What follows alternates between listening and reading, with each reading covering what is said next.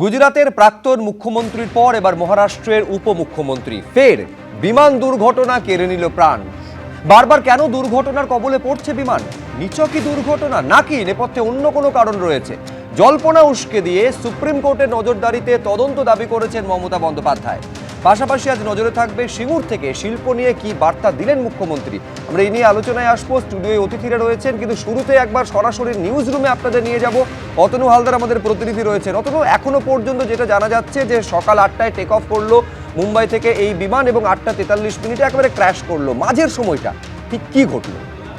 দেখো, এখনো পর্যন্ত যেটা জানা যাচ্ছে, যা বিভিন্ন সূত্র মারফত যে খবর এসছে, সকাল 8টার পরে মুম্বাই থেকে এই এয়ারক্রাফট, একদম অত্যাধুনিক এয়ারক্রাফট, আমেরিকায় তৈরি লেয়ারজেট 45 5 সিটার এয়ারক্রাফট, এখানে মহারাষ্ট্রের উপমুখ্যমন্ত্রী অজিত পাওয়ার তিনি তার অ্যাটেন্ডেন্ট, তার পার্সোনাল সিকিউরিটিকে নিয়ে রওনা দেন এবং এই ফ্লাইটে একজন পাইলট এবং কো পাইলট ছিলেন। যিনি পাইলট ছিলেন তিনিও ক্যাপ্টেন সুমিত কাপুর, তিনিও যথেষ্ট দীর্ঘদিনের অভিজ্ঞতা সম্পন্ন একজন পাইলট, এবং তিনি যখন এই 8টার পরে ওড়েন এবং ধরো 30 মিনিট মতো তার ফ্লাইং টাইম ছিল বারামতিতে পৌঁছানোর জন্য, যেটা মুম্বাই থেকে 60-70 কিলোমিটার দূরে।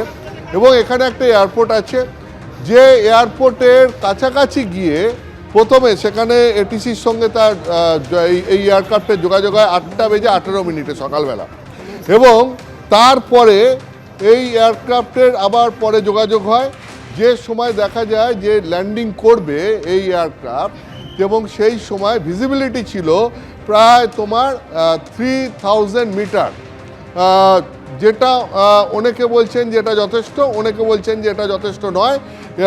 3000 মিটারটাও যথেষ্ট নয়, 3500 থেকে 4000 মিটার অন্তত ভিজিবিলিটি থাকা দরকার।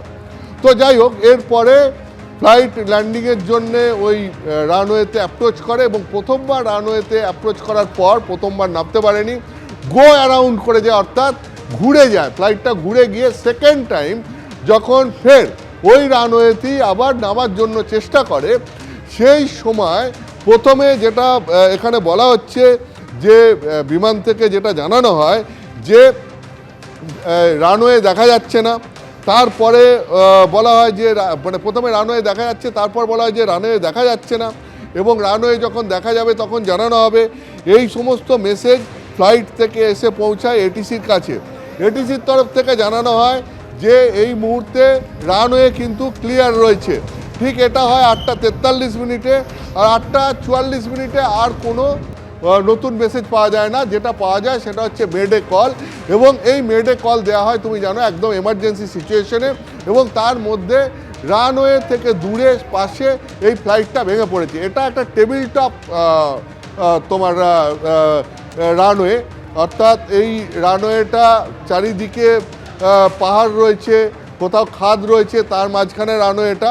এবং আমাদের কলকাতা বিমানবন্দরের রানওয়ে যেরকম তোমার প্রায় ধরো 3500 থেকে 4000 মিটার মতো দৈর্ঘ্য রয়েছে, এখানে সেই রানওয়ের দৈর্ঘ্য হচ্ছে মাত্র 1700 মিটার, ফলে 1.7 কিলোমিটার। ফলে এর মধ্যে একটা ছোট ফ্লাইট নামতে কোনো অসুবিধা নেই ঠিকই, এবং এরকম অত্যাধুনিক ফ্লাইট, এটা সাধারণত ভিভিআইপিরা এই ধরনের ফ্লাইট ব্যবহার করে থাকেন, এগুলো অত্যন্ত হাই স্পিড ফ্লাইট। কিন্তু সমস্যাটা হচ্ছে যে এইখানে নামতে গিয়ে এই রানওয়ের ফলে এই ফ্লাইটের পক্ষে 1.7 কিলোমিটার রানওয়েতে এই ফ্লাইট নামানো সম্ভব, কিন্তু নামাতে গিয়ে কী এমন হলো যে এই ফ্লাইটটা ভেঙে পড়লো? তার কারণ এর অনেকগুলো দিক হতে পারে। একটা তো তুমি জানো, ইতিমধ্যেই বিভিন্ন রাজনৈতিক স্তর থেকে অভিযোগ উঠছে যে এর পেছনে কোনো ষড়যন্ত্র নেই তো, কোনো নাশকতা নেই তো, সেটা তদন্ত করে দেখা হোক।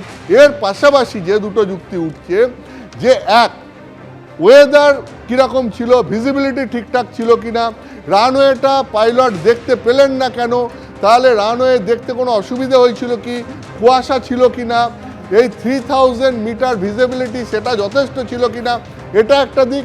দুই হচ্ছে যে মেডে কল যে দিলেন পাইলট, তার মানে কোনো যান্ত্রিক ত্রুটির মুখে পড়েছিল, অর্থাৎ কোনো বিমানের কোনো ইঞ্জিন বিকল হয়ে গেছিল, বা ল্যান্ডিং গিয়ার কাজ করেনি, এই ধরনের টেকনিক্যালিটিস যেগুলো আছে সেই দিক থেকে কোনো কারণে এটা হলো।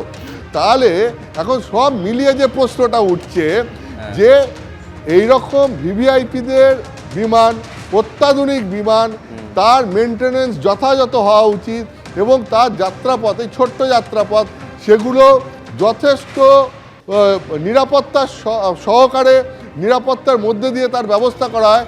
তাহলে এখানে হঠাৎ করে এই বিমান ভেঙে পড়লো কি করে? কি কারণ থাকতে পারে?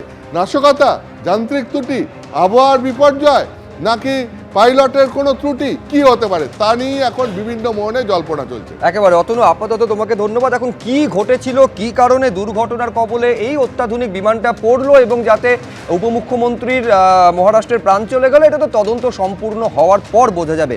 কিন্তু ক্যাপ্টেন রায়চৌধুরী, আপনার অভিজ্ঞতা কি বলছে? এই যে দুজন পাইলট, যাদের মধ্যে একজন সুমিত কাপুর এবং একজন সম্ভাবী পাঠক, এই সুমিত কাপুর অত্যন্ত এক্সপিরিয়েন্স, ক্যাপ্টেন রায়চৌধুরী 16,000 আওয়ার্সের বেশি তার ফ্লাইং এক্সপিরিয়েন্স, তারপরেও এই ধরনের একটা বড় দুর্ঘটনা ঘটলো কিভাবে? কি মনে হচ্ছে আপনার?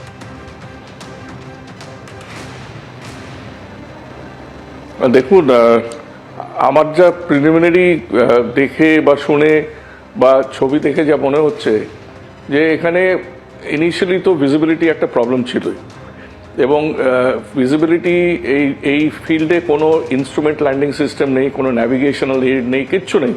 শুধু একটা স্ট্রিপ আছে অ্যাবাউট 6,000 ফিটের মতন, which is okay for small aircrafts. কিন্তু স্ট্রিপ থাকলেই তো হবে না। এখন পোর ওয়েদারে সেটা ল্যান্ডিং করানোর জন্য যে যন্ত্রপাতিগুলো থাকা দরকার একটা এয়ারপোর্টের, সেগুলো নেই। সেটা is just a pure VFR field. সেখানে ভিএফআর মানে 5,000 কিলোমিটার ভিজিবিলিটি দরকার। অনেক সময় আমরা হয় কি যে দেখা যাচ্ছে ঠিক আছে, কিন্তু আমরা স্পেশাল ভিএফআর চাই for take off and landing. যে স্পেশাল ভিএফআর এর ভিজিবিলিটি দরকার হচ্ছে 3,500 মিটার বা 3.5 কিলোমিটার। এখানে যা শুনতে পাচ্ছি যে 3,000 মিটার ভিজিবিলিটি ছিল, ঠিক আছে, তাতেও যদি দেখা যায় এবং পাইলট যদি মনে করে যে ল্যান্ড করতে পারবে, এটা সম্ভব। কিন্তু আমার কলিগস বা বন্ধু যারা ওখানে ল্যান্ড করেছে তারা বলে যে সকালবেলা, এত সকালে প্রথম কথা এখানে একটু টেরেন আছে এই ফিল্ডের আশেপাশে, এবং এখানে হচ্ছে আখ চাষ হয়, এবং আখ চাষ থেকে ওখানে প্রচণ্ড ফগ টাইপের কন্ডিশনস হয়, এবং সকালবেলা ল্যান্ডিংটা অনেক সময় ডাইসি হয়ে যায়, যার জন্যে ওর প্রথম ল্যান্ডিংটা অ্যাবর্ট করে গো অ্যারাউন্ড করে সেকেন্ড টাইম যখন ল্যান্ডিং করতে গেছে, দেন প্রবলি এই পাইলট যে ভেরি এক্সপিরিয়েন্স পাইলট, এ চেষ্টা করেছে দেখার জন্যে, ফিল্ড দেখার জন্যে, হয়তো দেখতে পেরেছে বা দেখতে পাইনি, আমরা সেটা বলতে পারবো না, আমি সেটা বলতে পারবো না। কিন্তু যদি দেখে থাকেও, কিন্তু মেডে কলটা দেবে কেন, এটা আমাকে বিচলিত করছে। কেননা নর্মালি টেকনিক্যাল ফল্ট হলেই আমরা মেডে কল দিই। সেখানে মেডে কল মানে যে আদার দ্যান ভিজিবিলিটি দেওয়া যায় আদার এক্সটার্নাল ফ্যাক্টর যেটা ইনভলভ ছিল, এবং হয়তো যেটা নর্মালি হয় ইঞ্জিন ফ্লেম আউট বা ফায়ার যদি হয়ে থাকে, যে একটা ইঞ্জিন বা দুটো ইঞ্জিনে যদি হয়ে থাকে, তাহলে সেখানে কন্ট্রোল করতে গিয়ে সে হয়তো কন্ট্রোল করতে পারেনি। ইন দ্যাট হাইট তো তখন 500 থেকে 700 ফিট থাকে, ম্যাক্সিমাম 1,000 ফিট। তো সেটা না করতে পেরে সে থ্রেশহোল্ডের আগেই ও ক্র্যাশ করে যায়। সুতরাং আমার মনে হয় আদার দেন ভিজিবিলিটি একটা এক্সটার্নাল ফ্যাক্টর, মানে টেকনিক্যাল ফল্টও হয়তো হয়েছে। স্যাবোটাজ, আমি স্যাবোটাজ থিওরিতে আমি যাব না, দিস ইজ অল। আমি একবার এইখানে দর্শকদের সামনে রাখি, এই যে মাঝের 43 মিনিট, আমি আবার বলছি 8টার সময়, সকাল 8টায় টেক অফ করলো এবং 8:43 একেবারে যাকে বলে মুখ থুবড়ে এই বিমানটা পড়লো, যার পরে একেবারে আগুনের গোলা, যেখানে উপস্থিত যারা ছিলেন সেখানে তারা প্রত্যক্ষদর্শীরা সেই কথা বলছেন। মাঝের সময়টা কি হলো, টাইম লাইনটা একবার আপনাদের সামনে বলি। 8টার সময় অজিত পাওয়ারের বিমান টেক অফ করলো, 8:18 বারামতি এটিসির সঙ্গে যোগাযোগ করলেন পাইলট। দৃশ্যমানতা তখন 3,000 মিটার, ঝোড়ো হাওয়া নেই জানানো হলো। এটিসিকে একদম উপমুখ্যমন্ত্রী বিমানের পাইলট এই কথা জানিয়েছেন। রানওয়ে 11-এর দিকে তখন এগোতে নির্দেশ দেওয়া হয় বারামতির এটিসিকে, এবং তারপরে যেটা দেখা যাচ্ছে 8:43 প্রথমবারে অবতরণ করেনি, দ্বিতীয়বার অবতরণের জন্য ক্লিয়ারেন্স দিল এটিসি, কিন্তু তারপর আর যোগাযোগ করা যায়নি। মাঝে এই মেডে কলের বিষয়টা সামনে আসে। আমি এইখানে প্রাক্তন ফ্লাইট ইঞ্জিনিয়ার সুকান্ত রায়ের কাছে আসতে চাইবো। সুকান্তবাবু, এই যে বিমান, যেটা লিয়ারজেট 45 এয়ারক্রাফট, অত্যন্ত অত্যাধুনিক বিমান, এবং এখানে মন্ত্রী, উপমুখ্যমন্ত্রী, মুখ্যমন্ত্রী এরকম ভিভিআইপি ট্রান্সপোর্ট হয়, মানে এদের ক্ষেত্রে আমি বলছি একেবারে রক্ষণাবেক্ষণ উচ্চ পর্যায়ের হয়ে থাকে, এইটা ধরে নেওয়া যেতে পারে। তারপরে কি কোনো যান্ত্রিক ত্রুটি ঘটে থাকতে পারে যার জন্য এই দুর্ঘটনা? দেখুন, যেখানে ভিভিআইপি ফ্লাইং হয় সেক্ষেত্রে সমস্ত কিছু এক্সট্রা কেয়ার নেওয়া হয়। যারা পাইলট, কো পাইলট, মানে ফার্স্ট পাইলট, সেকেন্ড পাইলট বা ফ্লাইট ইঞ্জিনিয়ার যারাই বলুন, তাদের রেটিংটা খুব হাই থাকে এবং কোয়াইট এক্সপিরিয়েন্স তারা হয় এবং অনেক তারা ফ্লাইং আওয়ার্স নেওয়ার পরেই তারা এই সমস্ত ফ্লাইংয়ে এলিজিবল হয়। এই না যে ফ্রেশার একদম সোজা গিয়ে ভিভিআইপি ফ্লাইং করবে। তো এটা একটা প্রথম কথা। দ্বিতীয় হচ্ছে, এই যে ক্র্যাশ এবার হয়েছে, আমরা যে কোনো ক্র্যাশকে 3-4টে ভাবে বিশ্লেষণ করি। আমরা প্রথমে একটা দেখি যে হিউম্যান এরর হতে পারে, আফটার অল সবাই হিউম্যান বিং, হিউম্যান এরর হতে পারে। সেকেন্ড হচ্ছে টেকনিক্যাল ফেলিওর হতে পারে। থার্ড হচ্ছে হঠাৎ করে, যদিও আমাদের ওয়েদার আমাদের সবসময় দেয় যে এয়ারফিল্ডে আমরা ল্যান্ড করব বা টেক অফ করব, সেখানে একটা নোটাম জারি হয়, অর্থাৎ নোটিশ টু এয়ারম্যান, অর্থাৎ যারা ফ্লাইং করছে তাদেরকে একটা আবহাওয়া সম্পর্কে বিস্তারিত একটা তথ্য দেওয়া হয়। এটার একটা থার্ড পয়েন্ট। আর লাস্টলে যেটা আপনাদের নাশকতা বলা হচ্ছে, সেটা একটা নাশকতা একটা পয়েন্ট। এবার আমি নাশকতার ব্যাপারে যাব না, because this is completely different chapter, সেটা সিকিউরিটি ডিপার্টমেন্টই বলতে পারবে। Other than that, human failure এবং টেকনিক্যাল ফেলিওর এবং ওয়েদার হঠাৎ করে খারাপ হওয়া, এইগুলো নিয়ে আমরা আলোচনা করতে পারি। এখানে যে ব্যাপারটা হয়েছে, দেখবেন আবহাওয়া বলছে সেই সময় 3 কিলোমিটার ভিজিবিলিটি। এখন প্রথমবার যখন সে ল্যান্ড করতে যাচ্ছে, প্রথমবার এটা হচ্ছে টেবিল টপ রানওয়ে, এটা আমাদের মনে রাখতে হবে। এটা এই না যে আমাদের দমদম এয়ারপোর্ট। টেবিল টপ রানওয়েটা কীরকম হয়, একটা যেমন ধরুন প্ল্যাটু থাকে বা একটা জাহাজ একটা পাহাড়ের উপরে থাকে, কিছুটা একটা সারফেস পাওয়া যায় এবং সারফেসটা অনেকটা কম। সেই সারফেসে মানে সেই রানওয়েতে অনেক যে লং ডিস্টেন্স অত হয় না। এখানে আপনারা দেখবেন 1.7 কিলোমিটার অনলি রানওয়ে। এবার আপনাকে যখন ছোট রানওয়ে, তাহলে আপনাকে ম্যাক্সিমাম যে রানওয়ের যে লেন্থটা আপনাকে কভার করা উচিত অ্যাজ এ পাইলট, মানে সেটা আপনি ইউজ করবেন। এবার প্রথমবার ধরা যাক, আমরা অত বিশদ তো আমরা ব্যাপারটা জানি না, যে জায়গায় উনি ল্যান্ড করতে উনি মানে চেয়েছিলেন অ্যাট দি এন্ড, মানে অ্যাট দি এজ, সেখানে হয়তো প্রথমবার উনি রান করতে সেই জায়গাটা আসতে পারেনি, ধরা গেল ডিউ টু ভিজিবিলিটি। সেই জন্য উনি একবার রান ওভার করে গেছেন। এটা উপরে আবার উড়ে যাওয়াটা এটা কোনো বড় ব্যাপার বা কারো কোনো ফেলিওর নয়।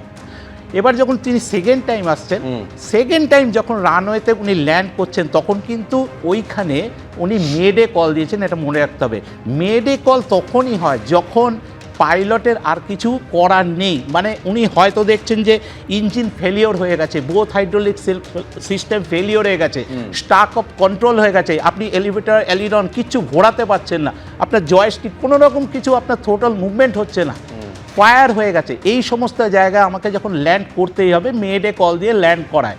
তো মেডে কল দিয়েছে, তাহলে আমার মনে হয় অবভিয়াসলি কোনো রকম একটা টেকনিক্যাল ফেলিওর ওই সময় ফেলিওর হয়তো কিছু একটা হয়েছিল, মানে এই সম্ভাবনাকেও কিন্তু সমানভাবে গুরুত্ব দেওয়া হচ্ছে। আমি আবার বলছি, পুরোপুরি তদন্ত সম্পূর্ণ হওয়ার পর বিষয়টা সামনে আসবে। এখন এটা নিচে কি দুর্ঘটনা নাকি এর পেছনে কোনো ফাউল প্লে আছে, প্রশ্নটা খোদ জল্পনাটা উস্কে দিয়েছেন মুখ্যমন্ত্রী মমতা বন্দ্যোপাধ্যায়, যার জন্য তিনি সুপ্রিম কোর্টের তত্ত্বাবধানে এই গোটা ঘটনার তদন্ত চেয়েছেন। কি বলেছেন দেখাবো। I am very much shocked and saddened to hear the message of Ajit Pawar, Deputy Chief Minister. He died today morning in a plane crash. I am really shocked to see the news. There is no safety and security of the people of this country. Even the political leaders, I do not know what is the fate of the opposition political parties, but he was very much with the ruling party. I need proper investigation under the supervision of Supreme Court. Only we have the trust on Supreme Court, no other agency. All the agencies are being totally purchased. আমি শুরুতে প্রদীপ্ত মুখোপাধ্যায়ের কাছে আসবো। তৃণমূল মুখপাত্র, এই সম্ভাবনাটা কেন জোরালো বলে মনে হচ্ছে প্রদীপ্তদা তোমাদের, যে এর পেছনে ফাউল প্লে থেকে থাকতে পারে? দেখো, শুরুতেই ওনার চলে যাওয়াটা অত্যন্ত দুঃখের, একটা সমবেদনা জানানো অত্যন্ত প্রয়োজনীয়। তৃণমূল কংগ্রেস দলের তরফ থেকেও সেটা করা হয়েছে, আমিও সেই একই কাজ করছি।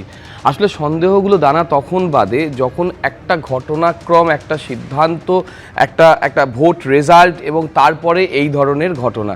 আমরা গোপীনাথ মুন্ডে থেকে শুরু করে বিপিন রাওয়াত, জাস্টিস লোধা, বিজয় রূপানি, এখন অজিত পাওয়ারের যে ঘটনাক্রম দেখলাম, আমরা ইতিমধ্যে জেনেছি যে ভিজিবিলিটিকে কেন্দ্র করে এই ধরনের মেডে কল হয় না, যেটা টেকনিক্যাল লোকেরা বললেন ইতিমধ্যে, যে ভিজিবিলিটি কেন্দ্র করলে সেটা আবার পরের বার উড়িয়ে নিয়ে যাওয়া যায় বা আরও পরে উড়িয়ে নেওয়া যায়, সেটা হতে পারে। মেডে কল হয় টেকনিক্যাল ফেলিয়ারের জন্য, সেটাও আমরা শিখলাম। এবার এটা কিছুদিন আগেও আমরা শিখেছিলাম, যখন পুরো প্লেন ভর্তি সবাই মারা গিয়েছিলেন, একজনই শুধু বেঁচেছিলেন। আমার বক্তব্য হচ্ছে এই টেকনিক্যাল ফেলিয়ারের কনটেক্সটে যখন আসছে, তখন আমরা এটাও জানলাম যে ভিভিআইপিদের মুভমেন্টের কনটেক্সটে বিশেষ ট্রেনিং প্রাপ্ত বা বিশেষ অভিজ্ঞতা সম্পন্ন মানুষদের দিয়ে সমস্ত পরীক্ষা নিরীক্ষা করা হয়। তাহলে কোথায় গিয়ে টেকনিক্যাল ফেলিয়ার হচ্ছে, হঠাৎ কেন টেকনিক্যাল ফেলিয়ার হচ্ছে, এটাও হয়তো বলা যায় না, কিন্তু সন্দেহ জানা পাচ্ছে যখন মহারাষ্ট্রে আমি হচ্ছে নাকি করানো হচ্ছে। আমি দ্রুত শঙ্কুদেব পণ্ডা। দেখুন, আমি আজকে স্পেসিফিক্যালি অভিযোগ করব, একটি নির্দিষ্ট বিষয় দৃষ্টি আকর্ষণ করব, যে একটি দুর্ঘটনা ঘটেছে, সেই দুর্ঘটনায় ব্ল্যাক বক্স উদ্ধার হলো না, তদন্ত শুরু হলো না, তার আগেই বিশেষ তদন্তের বশবর্তী হয়ে পলিটিক্স করতে রাজ্যের মুখ্যমন্ত্রী নেমে পড়লেন। আমি এই কারণেই বলি তৃণমূল কংগ্রেসকে হ্যান্ডেল করা খুবই টাফ, কারণ ডিজিসিএ এর আগে বহুবার দলের সাধারণ সম্পাদকের ফ্লাইট উড়ান বাতিল করে দিয়েছে। এখন বাতিল করে দিলে এরা বলবেন কেন বাতিল করে দিয়েছে, ডিজিসিএর এর পেছনে রাজনৈতিক ষড়যন্ত্র আছে। ভগবান না করুন, আজকে যদি তৃণমূল কংগ্রেসের কোনো নেতা ফ্লাইটে বা হেলিকপ্টারে উঠতে গেলেন আর একটা দুর্ঘটনা ঘটে যেত, তখন এরা ডিজিসিএকে ছেড়ে কথা বলতেন? আজকে তো আমাদের হচ্ছেন সহযোগীরা একইভাবে আজকের দিনেই করছি, যে যখন দেখা যাচ্ছে সাধারণ মানুষের জীবনের নিয়ে একটা সংশয় হচ্ছে, রেলমন্ত্রী পরের পর রেল অ্যাকশন নিয়ে চলে যাচ্ছে, এটা সাবজেক্ট নিয়ে কথা হচ্ছে না, মানুষ নিয়ে কথা হচ্ছে। মানুষই আমাদের সাবজেক্ট, মানুষই আমাদের সাবজেক্ট। যেখানে দুর্ভাগ্যজনক ঘটনা, তার পেছনে কি কারণ আছে এখনো পর্যন্ত স্পষ্ট নয়, কিন্তু রাজ্য রাজনীতি তা নিয়ে একেবারে উত্তপ্ত হয়ে উঠেছে। মহারাষ্ট্রের বিমান দুর্ঘটনা থেকে এবার একেবারে পশ্চিমবঙ্গের রাজ্য রাজনীতি। মুখ্যমন্ত্রী সিঙ্গুর সফর ঘিরে একাধিক কৌতূহল তৈরি হয়েছিল বিভিন্ন স্তরে। আজকে সিঙ্গুরে গেলেন মুখ্যমন্ত্রী, কি বললেন বিরতির ওপারে দেখাবো, তা নিয়ে আলোচনা চলবে। ফিরছি।